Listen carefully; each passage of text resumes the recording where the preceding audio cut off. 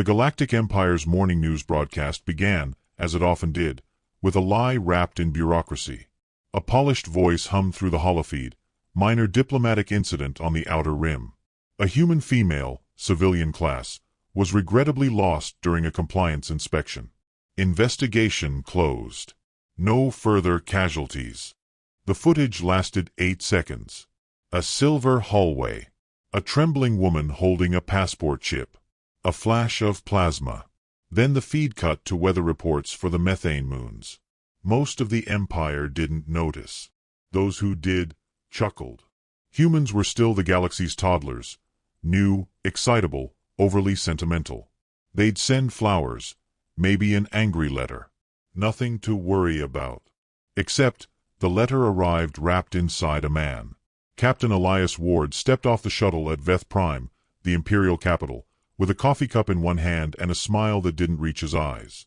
His uniform was unadorned, no medals, no rank patches. The Empire mistook that for humility. Humanity knew it was restraint. The alien guards flanked him with casual arrogance.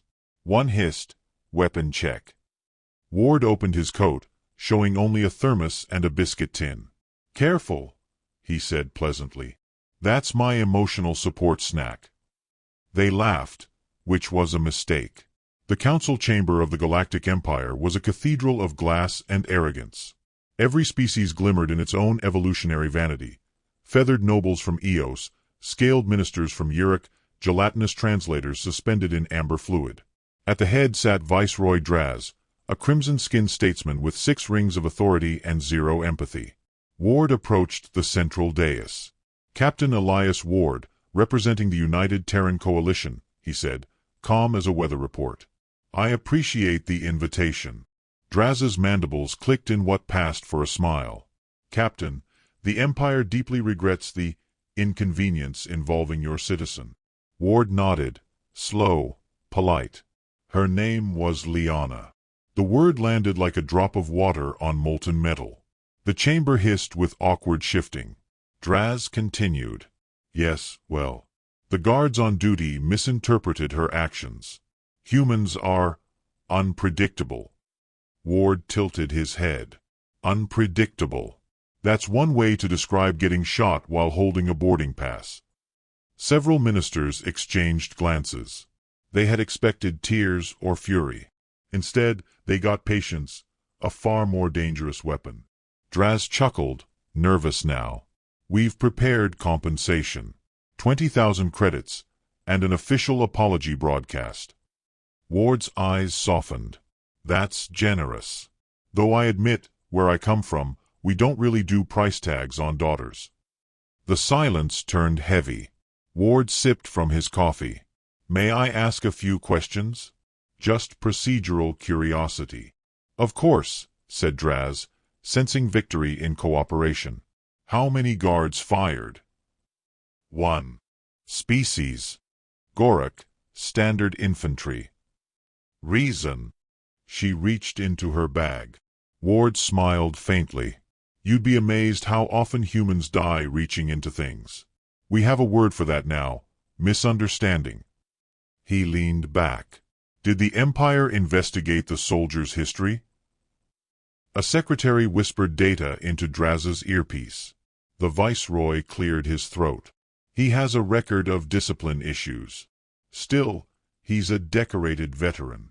Ward scribbled something in a small notepad. Aliens murmured, who still used paper. The scratching of his pen felt ancient, deliberate. "Fascinating," he said. "So you promote those who get bored enough to kill unarmed women. Efficient." The temperature in the chamber dropped 2 degrees. A Yaveri scholar, a being of light and intellect, glowed uneasily. "Captain Ward, surely this was not an act of policy. The Empire values peace." Ward looked up, polite as a priest. "Then we're on the same page. Because I'm here to keep the peace." He tapped his notepad closed. "Though sometimes, keeping peace requires knowing where the noise came from." The line rippled through the hall like a coded threat. Draz cleared his throat again. "Human emotions are difficult for us to interpret." Ward chuckled softly. That's fine. Ours are difficult for us too. We just manage them differently. He finished his coffee, placed the cup down, and rose. I'll need access to the scene, the recordings, and the guard who fired. Just so Earth can close its file. Draz frowned. That won't be possible. The area is classified. Ward's expression didn't change. Classified. Of course. Wouldn't want transparency interfering with diplomacy. A few alien ministers laughed nervously. Humor meant peace, right? They didn't notice the faint tremor in the air, a soundless pulse Ward's wristband emitted as he adjusted it. Somewhere above orbit, a Terran observation drone woke from sleep mode. Ward buttoned his coat. I'll respect your process, of course. Humans have learned patience over centuries. Took us a while, but we found it useful. Draz tried to sound dismissive. Very well. Our investigation is concluded. Shall I relay the formal apology to your government? Ward smiled again, the kind of smile that predators wear before moving. You already have. The Viceroy blinked. I don't follow. Ward's tone softened, almost friendly. You see, I wasn't sent here after the incident. I was already en route when it happened. My daughter was working undercover. A civilian face, yes, but not without reason. Every delegate went still. Ward's voice lowered, losing its warmth, gaining gravity. She was investigating an illegal weapons trade the Empire denied existed. Now she's dead, and the file she transmitted before dying contain everything we need. The light flares of recording devices blinked alive. Ward straightened his tie. I came to confirm your story in person. Thank you for cooperating. Draz slammed a clawed hand on the table. You're accusing the Empire of being predictable, Ward interrupted gently. And that's the problem. Humans thrive on chaos. It's where we're comfortable. You mistake our calm for weakness, our smiles for surrender. He leaned closer. But every polite human you've ever met is just a storm holding its breath. The chamber filled with unease. Ward picked up his coffee cup again, though it was empty. We'll resolve this peacefully, he said. Humans are famously peaceful. He paused, let the silence hang, then added softly, until we're not. He turned to leave. Behind him, the council erupted in whispers, translators flickering, ambassadors arguing over protocol and threat levels. Ward walked calmly to the exit, steps echoing like slow clockwork. At the door, he stopped. Oh, he said without turning around. Do make sure your fleet commanders stay close to home for the next few days.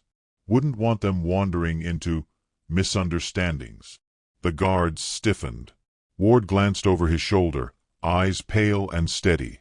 After all, he said, voice suddenly colder than the void between stars, you've already met one member of my family. You wouldn't want to meet the rest. He stepped through the doorway. The panel closed behind him with a hiss, leaving the council in stunned silence. Far above the glittering towers of Veth Prime, a dozen human satellites rotated slowly into alignment, quiet, patient, waiting for a word that hadn't yet been spoken. And on every Imperial channel, the holofeed that had once dismissed a minor incident began to replay on loop. Only this time, someone had edited the headline. Unknown human response incoming. The shuttle ride to the Imperial garrison was almost quiet enough to hear Ward's heartbeat. Outside, the black of space was cut by thin blue ribbons of defense satellites, the kind the Empire bragged about but never truly tested. Inside, the air reeked of sterilized metal and nervous sweat. Two guards sat across from him, both Goric soldiers, their reptilian throats pulsing in sync.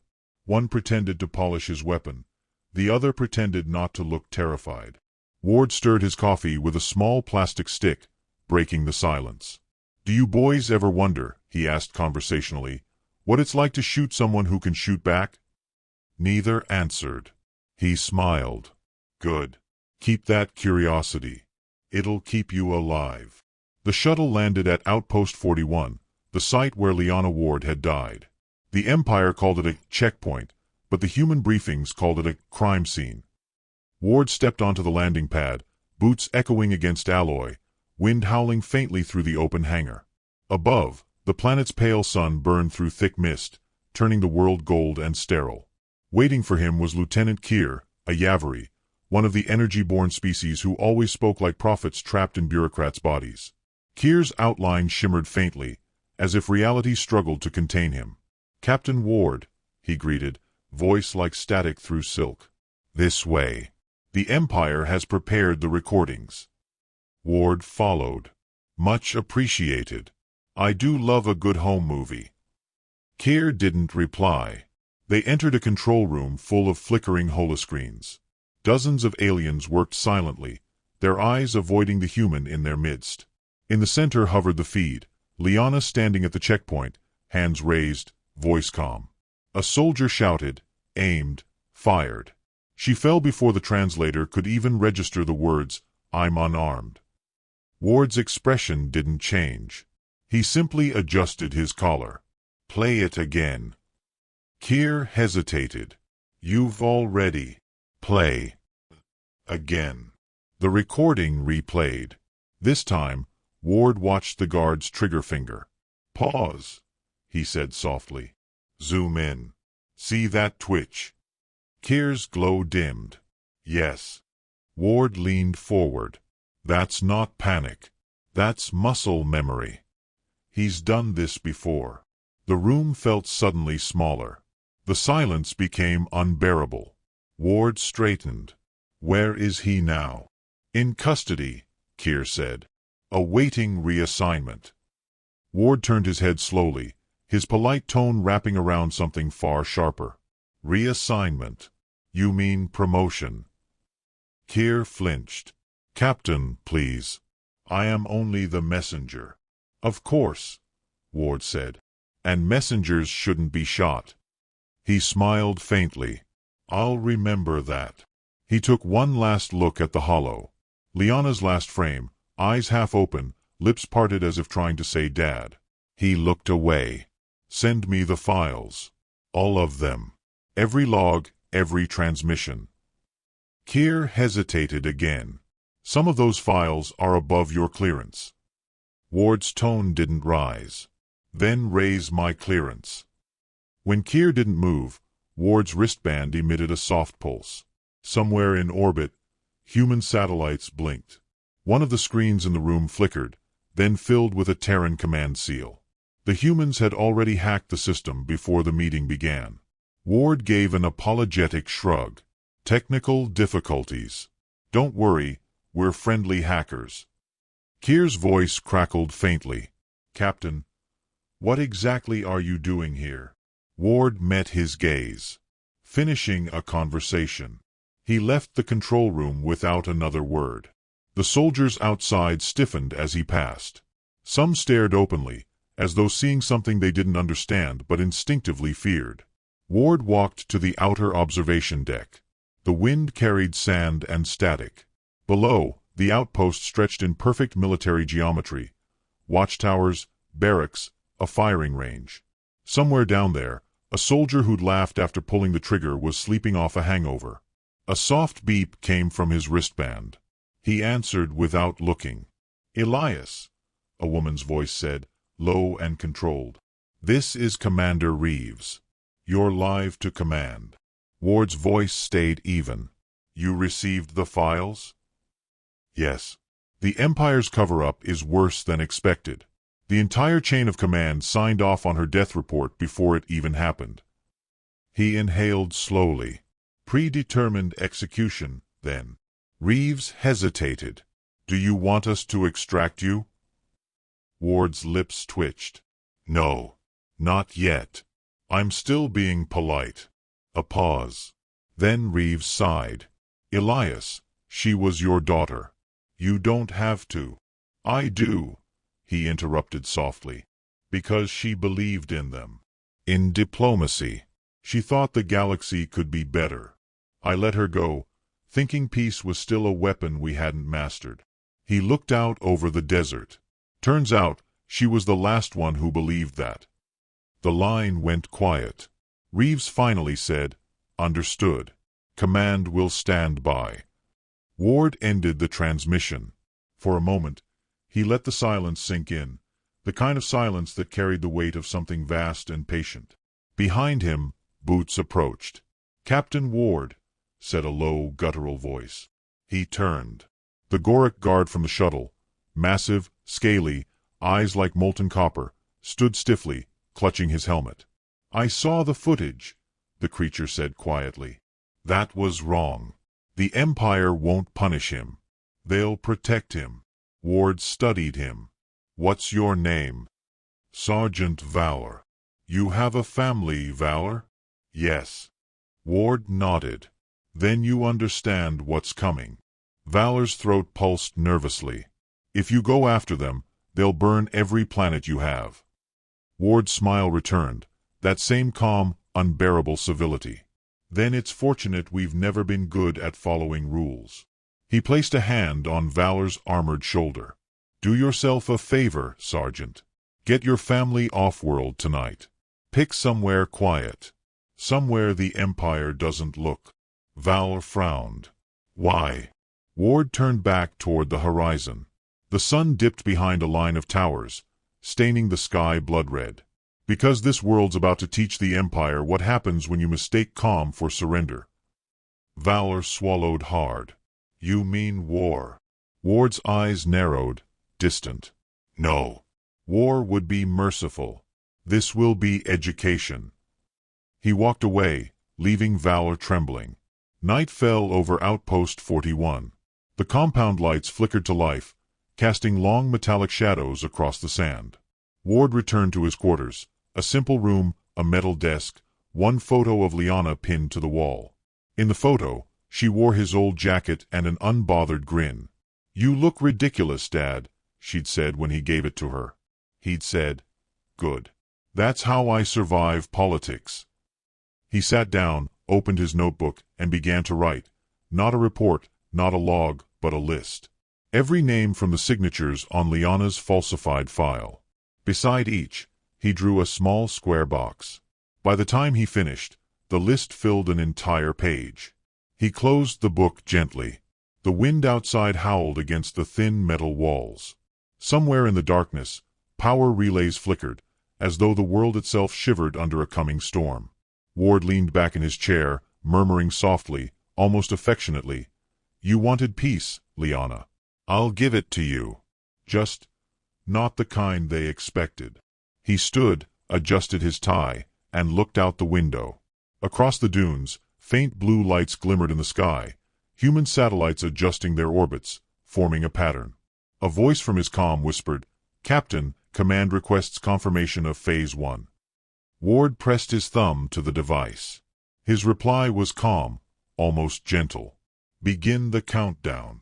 The Galactic Council Chamber was never meant for fear. Its walls were designed to inspire awe, soaring glass panes, radiant banners, the shimmer of 1,000 species watching from their homeworlds. Yet that morning, as Captain Elias Ward walked once again through the grand entrance, every eye turned with a silent dread reserved for ghosts that refused to stay buried. The meeting was supposed to be ceremonial. The Empire had prepared an apology, a rehearsed speech, a staged reconciliation. The diplomats rehearsed smiles, the soldiers rehearsed their indifference. But Ward, he didn't rehearse anything. He simply entered the chamber, calm as an old priest, carrying the same small notebook and a steaming cup of coffee. "Captain Ward," Viceroy Draz began, rising from his obsidian chair. His mandibles clicked nervously. "The Empire wishes to make formal amends for the loss of your—" "My daughter," Ward finished for him. "You may use the word. It's shorter than regrettable biological incident." Murmurs rippled through the delegates. The Yavari elder to Draz's left flickered in warning light, whispering, "Careful, Viceroy." Draz cleared his throat. "Our official statement." Ward raised a hand. "Before we start, could I ask a favor? Just a tiny one." Draz blinked. "A favor?" "Yes. Could you check your outer defense grid? Humor me." The request seemed absurd, but Ward's tone was polite enough to make refusal feel impolite. Draz signaled a technician. The chamber's holoscreen flickered to life, showing the orbital perimeter, normally glowing blue with active satellites and patrol routes. Today it was black. Every node offline. Every outpost silent. What is this? Draz hissed. Ward stirred his coffee. You've had a long week. Maybe your servers needed a nap. The technician's voice broke through the panic. We're blind. Every orbital sensor jammed. The chamber erupted. Ambassadors shouted across languages. Translators flickered and failed. Ward took a slow sip, ignoring the chaos. You'd be amazed how quickly a human can learn your network protocols. My daughter taught me that. She said the trick to hacking an empire is the same as parenting. You let them think they're in control. Draz's claws clenched.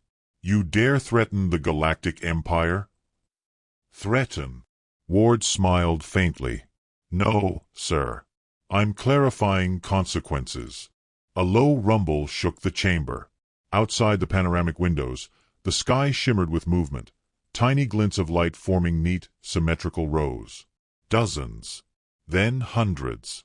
Then thousands. The human fleet, uncloaking one by one like stars returning to the void. The Empire's generals shouted for orders. None came.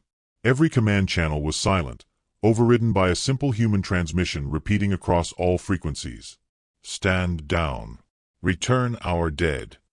The words echoed in every tongue, translated instantly, branded into memory. Ward turned his gaze back to the council. You killed a human woman. That's bad enough. But she wasn't random. She was one of us. You don't get to call it an accident anymore. The Yavari elder glowed dimmer, voice trembling. Captain Ward. Are these warships? Ward shook his head. No. They're snipers. Each one programmed to eliminate a single target. Precise. Efficient. Non-negotiable. A cold stillness seized the room. Draz tried to sound commanding. This is madness. You think the galaxy will tolerate such barbarism? Ward chuckled softly. Barbarism? You shot an unarmed woman. Then you lied. We're just better at follow-ups. One of the insectoid delegates hissed. You can't possibly believe this will end well for your kind. Ward's expression softened, as though pitying them. End well? I don't need it to end well. I just need it to end right. He walked slowly toward the window, looking out at the glittering human formation. When humanity first left Earth, we thought peace was the highest form of intelligence. Then we met civilizations that could vaporize cities but couldn't apologize. That's when we realized peace wasn't intelligence, it was mercy. Draz slammed his claws against the console. Deactivate your fleet or we'll. Ward interrupted without turning around. You'll what? Shoot me. The moment you fire, you'll give my drones a clear line of permission. You've seen what happens when humans get permission. The chamber fell silent again. A young alien aide, trembling, whispered, Why are you doing this? Ward finally turned, eyes distant but steady. Because you don't understand what family means to us. To you, war is politics. To us, it's personal.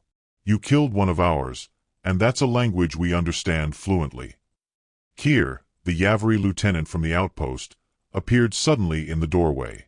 He was pale light, barely holding form. Captain, this is madness. If you do this, millions will die.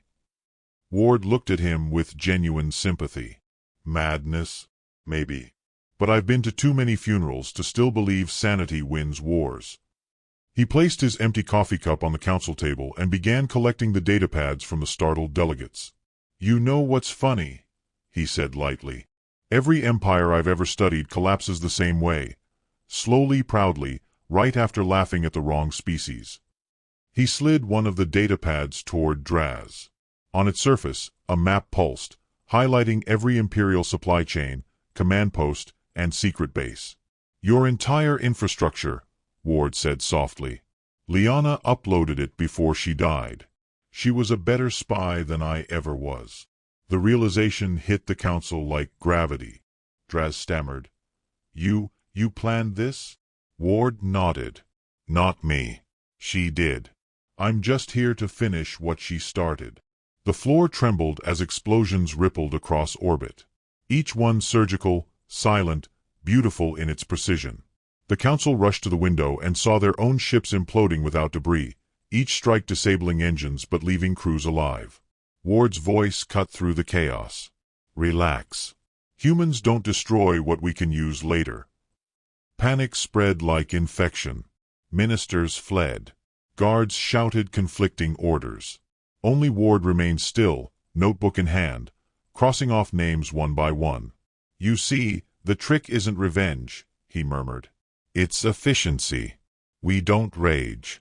We reorganize. Keir stepped closer, trembling. Ward, if you stop this now, maybe they'll still. Ward looked at him sadly. There's no stopping something that's already learned to aim. A siren howled through the city. Outside, the Imperial sky defense grid began firing randomly, unable to find real targets amid the swarm of decoys. The night became a ballet of light and ruin. Draz shouted above the noise. Call your fleet off. We surrender. Ward turned to face him, the faintest trace of pity in his voice. I'm not here for surrender, Viceroy. I'm here for understanding. He tapped his wristband, and the human broadcast changed. Across every Imperial channel, a single hollow image appeared, Lyanna's face. Smiling. Human. The caption beneath it read, One human. That's all it takes. Ward's voice filled the room, gentle but lethal. You asked what makes humanity dangerous. It's not our weapons. It's our memory.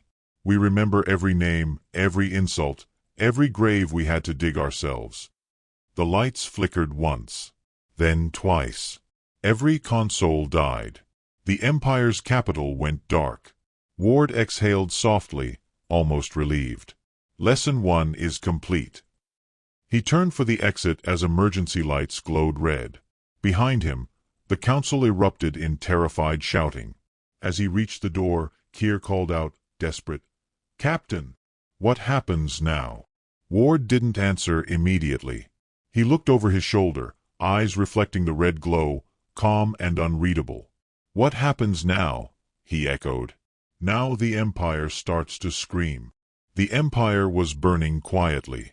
No great firestorms, no planetary annihilations, just the kind of destruction humans specialized in, organized, deliberate, and poetic. Every orbiting station had gone silent, not destroyed but muted, communications rerouted through ghost channels only the Terran fleet understood. To the rest of the galaxy, it looked like the Empire had gone blind. To Elias Ward, it meant the lesson was almost over. He stood on the balcony of the council spire, overlooking a city made of light now flickering like dying neurons. From this height, the skyline shimmered beneath a false dawn, thousands of human microdrones drifting low in the atmosphere, their metallic wings catching the first light. They weren't firing. They were waiting. Behind him, Viceroy Draz was pacing, mandibles clicking in panic. You've crippled our fleet, dismantled our communications, and humiliated our government. What do you want, human? Ward didn't turn. What every father wants, he said softly.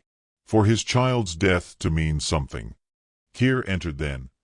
His glowing form dimmed to a faint shimmer. Captain, the Yavri archives report millions displaced. The collapse will spread beyond the Empire's borders. Ward's voice was calm, almost kind. Then maybe the galaxy will finally learn empathy through exposure therapy. Draz slammed his claw against the table. Enough riddles. Call off your machines. Ward faced him finally. His expression was not rage. It was clarity, terrible and pure. You still don't get it. This isn't vengeance. This is structure. You built an empire on fear and obedience. We're just uninstalling it. Outside, the drones shifted formation, an enormous geometric pattern forming above the city. To the aliens watching from the streets below, it looked like art. To Ward, it was math, a lattice of precision. Keir approached him quietly. You've made your point. But if you continue, you'll erase an entire civilization. Ward regarded the Yaveri with genuine pity. You think civilization is about architecture. Humans think it's about accountability. Without it, you don't have a civilization, you have a crime scene. Kier's light flickered, dim and fearful. And what do you call this? Ward smiled faintly. A eulogy with better visuals.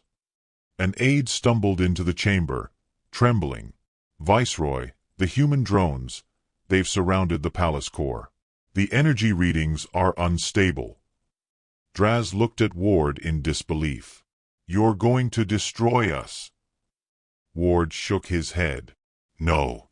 I told you, we don't destroy what we can use later. We just make sure it behaves.